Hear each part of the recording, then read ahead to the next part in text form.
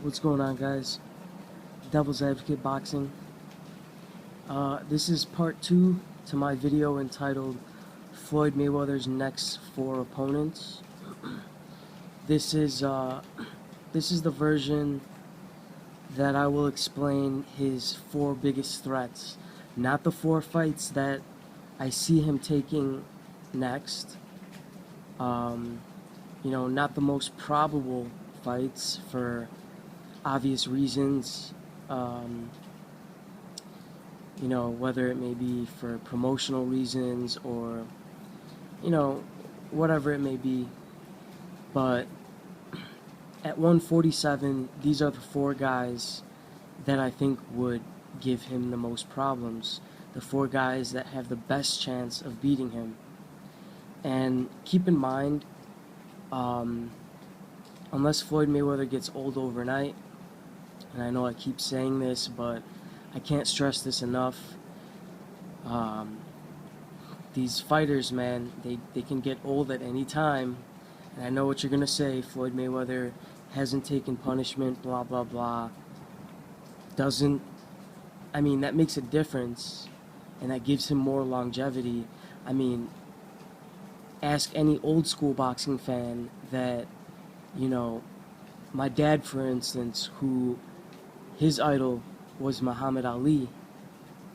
When he looks at Floyd Mayweather, he's like, man, this guy's already old. How is he still winning? But anyways, unless that happens, I don't see any of these 4 guys beating Floyd Mayweather. But if he wants to challenge himself, these are the 4 guys that I would fight if I was him. And granted, a lot of casual fans will probably disagree with what I'm saying. But this is just my opinion, and I think stylistically and as far as what these guys bring to the table, as far as physical talent, I think these are the 4 guys to beat. Alright, number 1, Timothy Desert Storm Bradley. Okay? The general consensus is that in order to beat Floyd Mayweather, you have to be a rough guy that's willing to take risks and take punishment to get to where you want to be. Okay?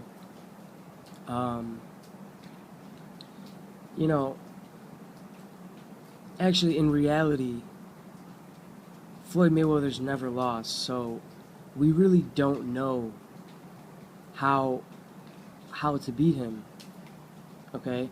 Even the fight where he was closest to being beat, and that is the first Jose Luis Castillo fight. Like a true champion, Floyd gave him an immediate rematch the same year and beat him convincingly. Okay? But anyways, if we're going by that theory, I think Bradley is the guy that would give him the most problems at 147. And keep in mind, this is going from biggest threat to smallest threat. Okay, so Bradley's number 1. Let's talk about Bradley. He has the hand speed to possibly match Floyd Mayweather. He's got very quick feet. He's well-rounded, which, if you guys listen to my previous videos, I'm very big on versatility. I think one-dimensional fighters sometimes are fun to watch, but, once they fight the right guy, they're gonna lose. Okay?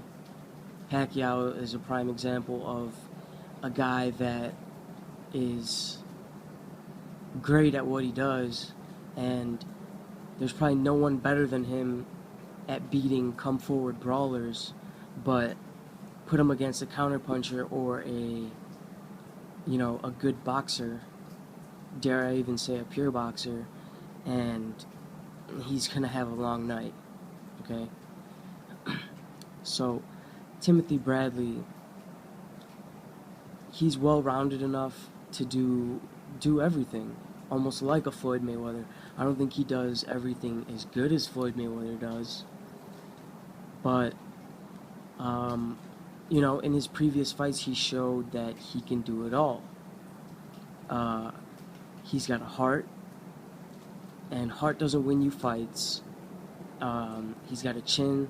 A chin doesn't win you fights either, but it can't hurt.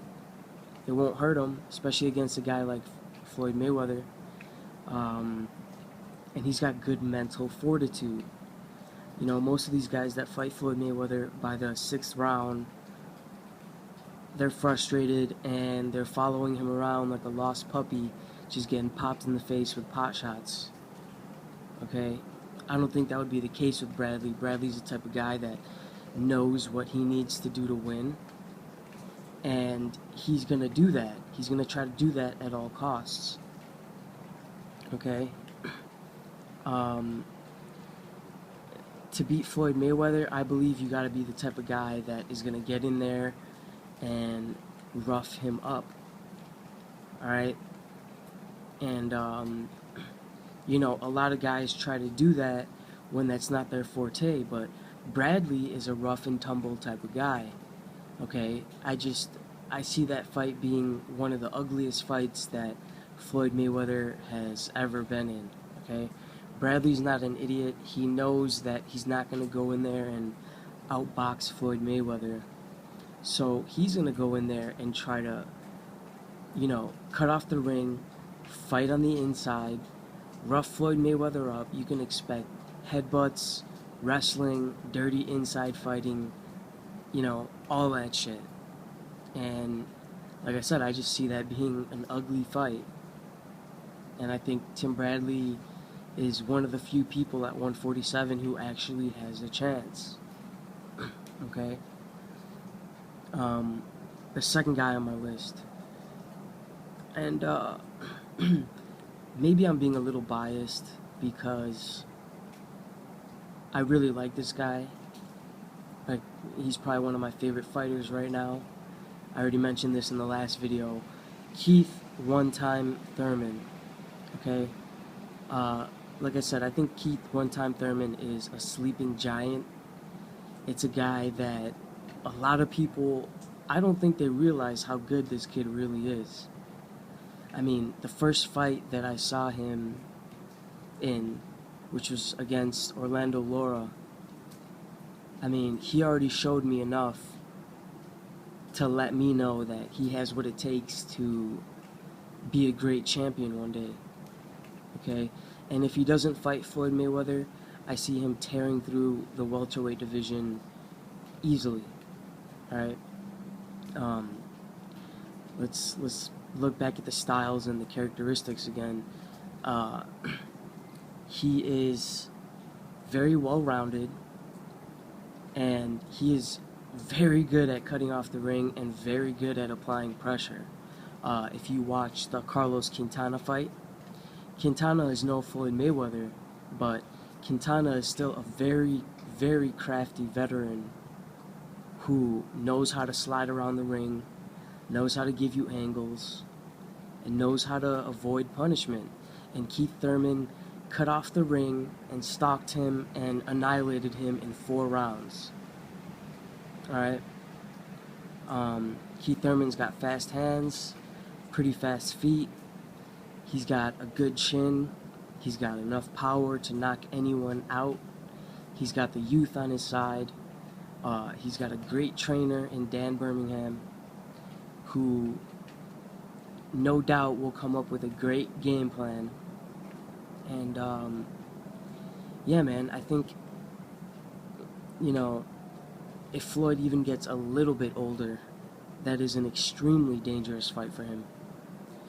Because, as I mentioned before, all it takes is one step down in Floyd's reflexes, and when he has his hands down and he pulls his head back to avoid a punch,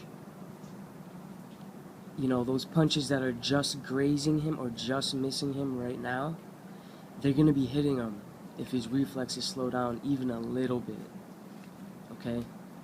And Keith Thurman he's the type of guy that I know will take that risk to get his big shots off. And yeah, that's all I really gotta say. I mean, I think Keith Thurman is one of the people that everyone is sleeping on right now. I'm a Broner fan too, but I think I put it this way: I don't even want to see Broner fight Keith Thurman because I want to see both of these guys succeed. And I think if Broner fought Keith Thurman, Broner would have an L on his record. Simple as that. The next guy at 147 that I think would give Floyd Mayweather a decent fight, his third biggest risk, would be a guy like Devin Alexander. He's slick, he's quick, he's a southpaw. Like I said, he'll match Floyd Mayweather for speed, hand and feet.